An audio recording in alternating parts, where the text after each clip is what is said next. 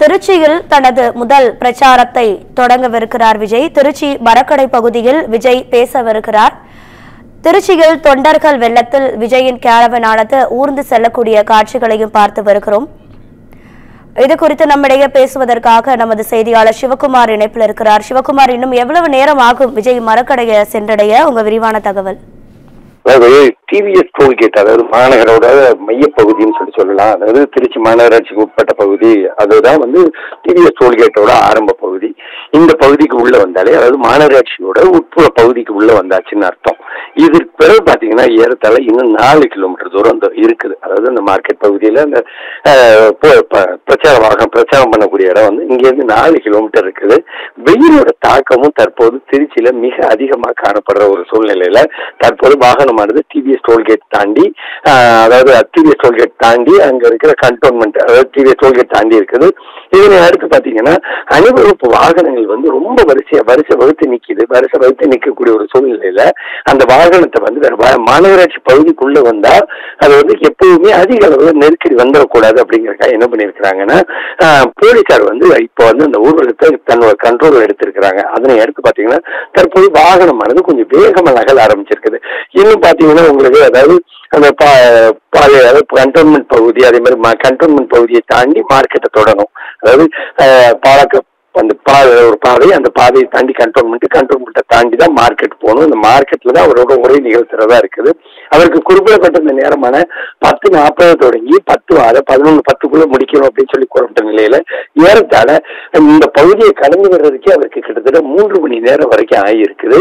இந்த 3 மணி நேரத்துக்குள்ள கிட்டத்தட்ட ஆயிரக்கணக்கான தொண்டர்கள் அந்த மரக்கடை பகுதியில சுற்றி உள்ள நடக்கிற அந்த ஸ்பீச்சை கேட்கறதுக்காக இது வரைக்கும் அதிமுக திமுக மற்றும் பாஜகவை கடுமையா விமர்சிச்சுட்டு வந்த அவரு பெரும்பாலும் அந்த அரசியலோட தன்னோட கருத்துக்களை சொன்னாரே தவிர தன் கட்சிகளோட கொள்கைகளை அவர் சொல்லாத ஒரு சூழ்நிலையில தான் தற்போது வரை இருந்துட்டு இருந்தாரு. இந்த மரக்கடையில இவர் என்ன பேச போறாரு அப்படிங்கிற சூழ்நிலையில தற்போது அதிக அளவுல அங்க தொண்டர்கள் குவிய துவங்கியிருக்கிறாங்க. இன்னைக்கு அடுத்து பாத்தீங்கன்னா அரியலூர், பெரம்பலூர், குன்னம் உள்ளிட்ட 3 பகுதிகளை இன்னைக்கு அவர் முடிக்கணும். அதாவது அவரோட புரோட்டோகால் படி இன்னைக்கு இந்த 3 தொகுதிகளை முடிக்கிறதா சொல்லியிருந்த நிலையில 10:30 மணி அளவுல அவர் மார்க்கெட் வந்துருவார் அப்படின்னு சொல்லியிருந்தாங்க. தற்போது போலீசார் அந்த பகுதியில வேக மாநகராட்சிக்குள்ள எந்த பிரச்சனைகளும் வந்துடக்கூடாது அப்படிங்கிற ஒரு சூழ்நிலையில என்ன பண்ணிருக்காங்கன்னா இந்த கூட்டத்தை தன்னோட கண்ட்ரோல் எடுத்திருக்கிறாங்க. கண்ட்ரோல் எடுத்ததுனால என்ன ஆகுதுன்னா வண்டிகள் கொஞ்சம் சாலைகள் வேகமா போக ஆரம்பிச்சிருக்காரு. இந்த வாகனங்கள் தற்போது வேகமா போக ஆரம்பிச்சிருக்குது. வேகமா போக ஆரம்பிச்சதுனால தொண்டர்களும் கொஞ்சம், அதாவது தொண்டர்கள் அதுக்கு கொஞ்சம் ஒத்துழைச்சு போற நிலைமையில அப்படி இருந்துட்டு இருக்கிறாங்க. பிரத்யேக வாகனத்துல வந்துட்டு இருக்கிற இவருக்கு அங்கே பொதுமக்கள் அங்கங்க நிற்கக்கூடிய தொண்டர்கள் கையசைப்பதும் பதிலுக்கு கைது செய்யப்பதும் தான் நடந்துட்டு இருக்குது. அதே மாதிரி பாத்தீங்கன்னா இந்த பகுதி, அதாவது அந்த தஞ்சாவூர் திரும்பக்கூடிய பகுதி அப்படிங்கிறது கிட்டத்தட்ட ஒரு ஒருவழி சாலை அளவை விட கொஞ்சம் அகலப்படுத்தப்பட்ட சாலை அப்படின்னு தான் சொல்ல முடியும். அந்த பகுதியில தற்போது இப்ப இரு பக்கமும் வாகனங்கள் அதிக அளவுல அந்த நெருக்கடியில சிக்கி நிக்கிறது நம்மளால கண்கூட பார்க்க முடியுது. போலீஸை பொறுத்தவரை போக்குவரத்துக்கு தற்போது அந்த இடத்துல போக்குவரத்துக்கு தடை விதிக்கப்பட்டு 2 பக்கமுமே அந்த வாகனங்களுக்கு வரக்கூடிய வாகனங்கள் கொஞ்சம் தடை விதிக்கப்பட்டிருக்குது. அதே மாதிரி 2 பக்கமும் போகக்கூடிய வாகனங்கள், அதாவது ஏற்கனவே தடை விதிக்கிறதுக்கு முன்பு அந்த பகுதிக்குள்ள அந்த வாகனங்கள் அந்த இடத்துல அப்படியே தான் நின்றுட்டு இருக்குது. ஏன்னா பிரத்யேக வாகனமா 3 மணி நேரத்துல, அதை கிட்டத்தட்ட 3 மணி நேரத்துக்கு மேல திருச்சியில ஒரு நகர்வுல வந்த நிலைமை தான் தற்போது வரை அந்த விஜயோட வாகனத்துக்கு வந்துட்டு இருக்குது.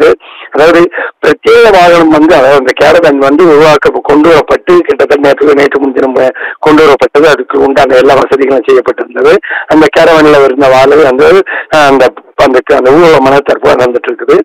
மாநகரோட மையப்பகுதிக்கு, அதாவது அந்த மார்க்கெட் பகுதி கிட்ட நெருங்கும் போது பாத்தீங்கன்னா அங்க அவருக்கு பூர்வகும மரியாதை அளிக்கப்பட இருக்குது. தற்போது அதாவது கரண்ட் ஸ்டேட்டஸ், அதாவது தற்போதைய நிலவரப்படி பாத்தீங்கன்னா போஸ்ட் ஆபீஸ், அதாவது ஹெட் போஸ்ட் ஆபீஸ் HPO அப்படிம்பாங்க, அந்த பகுதி நெருங்கி இருக்குது. இன்னும் கிட்டத்தட்ட பாத்தீங்கன்னா 3 கிலோமீட்டர் தூரம் இன்னும் அந்த மார்க்கெட் பகுதிக்கு போறதுக்கு 3 கிலோமீட்டர் தூரம் இருக்குது. மேலும் அரியலூர் உள்ளிட்ட பெரம்பலூர் உள்ளிட்ட பல்வேறு மாவட்டங்களை சார்ந்த பிரதிநிதிகள் தற்போது அந்த கூட்டத்துக்கு வருகை துவங்கி இருக்கிறாங்க. இருபுறமுமே வாகனம் ரொம்ப ஒரு சிக்கல மாட்டி இருக்க ஒரு சூழ்நிலை காணப்பட்டு இருக்குது. வாகனங்கள்ல அவ்வப்போது அந்த ரசிகர்கள் ஏற துவங்குறதும் அதாவது தாங்கள் வந்து திரையில கண்ட ரசிகர்களை நேர பார்க்கிறோம் அப்படிங்கிற ஒரு உணர்ச்சியில வாகனத்தின் மேல ஏறுறதும், அதே மாதிரி மரத்தின் மேல ஏறுறதும், செவுத்துல ஏறுறதும் உள்ளிட்ட பல்வேறு இது செஞ்சுட்டு இருக்கிற ஒரு சூழ்நிலையில ஏற்கனவே நீதிமன்றமும் வந்து சரி மன்னிக்கணும், காவல்துறை ஏற்கனவே 21 நிபந்தனைகள்ல முக்கியமா குறிப்பிட்டிருந்த நிபந்தனைகள் என்னன்னு பாத்தீங்கன்னா, வாகனங்கள்ல இருசக்கர வாகனங்கள்ல வரக்கூடாது, வாகனங்களுக்கு தொடர்ந்து 5 வாகனங்களுக்கு மேல வரக்கூடாது, அதே மாதிரி பாத்தீங்கன்னா போக்குவரத்துக்கு இடையூறு ஏற்படாத தான் நடக்கணும் அப்படின்னு சொல்லி 21 கட்டளைகள் மொத்தம் பிறப்பிச்சிருந்தாங்க. பிறப்பிச்சிருந்த நிலையில கிட்டத்தட்ட 3 மணி நேரமா அவர் வந்து அந்த ஏர்போர்ட்ல இருந்து அந்த சம்பவம் அந்த அதாவது அந்த 4 கிலோமீட்டர் தூரத்தை ஏறத்தால 3 மணி நேரமா அந்த ஊர்வலமானது மெதுவா வந்துட்டு இருக்கிற ஒரு சூழ்நிலை இங்க வந்து பலரை வந்து அதிருப்தியில உருவாக்கி இருக்குன்னு சொல்லலாம். ஏன்னா மாநகராட்சியோட மையப்பகுதிக்கு வந்திருக்கிற ஒரு சூழ்நிலையில தற்போது இப்பதான் போலீசார் வந்து அதை கண்ட்ரோல் எடுத்து வாகனத்தை கொஞ்சம் வேகமா வர வச்சிட்டு இருக்கிறாங்க. அதனால கொஞ்சம் வாகனம் வேகமா வந்துட்டு இருக்குது. இதே நிலைமை நீடித்தால் இன்னும் ஒரு 3/4 மணி நேரத்துக்குள்ள ஏறத்தால ஒரு 45 நிமிடத்துக்குள்ள அவர் வந்து அந்த மீட்டிங் பாயிண்ட், அதாவது மார்க்கெட் பகுதியை கையில் எடுப்பாரு, அதாவது அந்த மார்க்கெட் பகுதிக்கு வந்து சேருவாருன்னு சொல்லி எதிர்பார்க்கப்படுது. அது போக பாத்தீங்கன்னா அந்த இடத்துல அவர் என்ன பேச போறாரு, இது வரைக்கும் பொதுவாக தன்னோட அரசியல் எதிரிகளாக கருதி திமுக மற்றும் பாஜக விமர்சிட்டு இருந்த அவரு தற்போது வந்து என்ன பேச போறாரு அப்படின்னு சொல்லி தெரிய வர்றதுக்காக அங்க வந்து ஆயிரக்கணக்கான ரசிகர்கள் குழுமி இருக்கிறாங்க.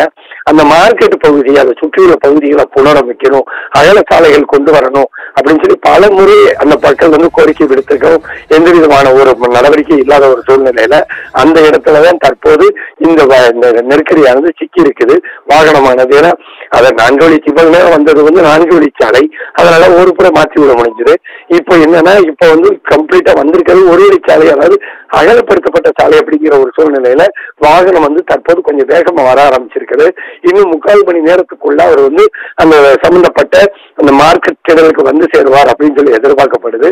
இருப்பினும் திருச்சி மாநகரே வந்து அதை ஸ்தம்பிச்சு நிக்குதுன்னு தான் சொல்லலாம். ஏன்னா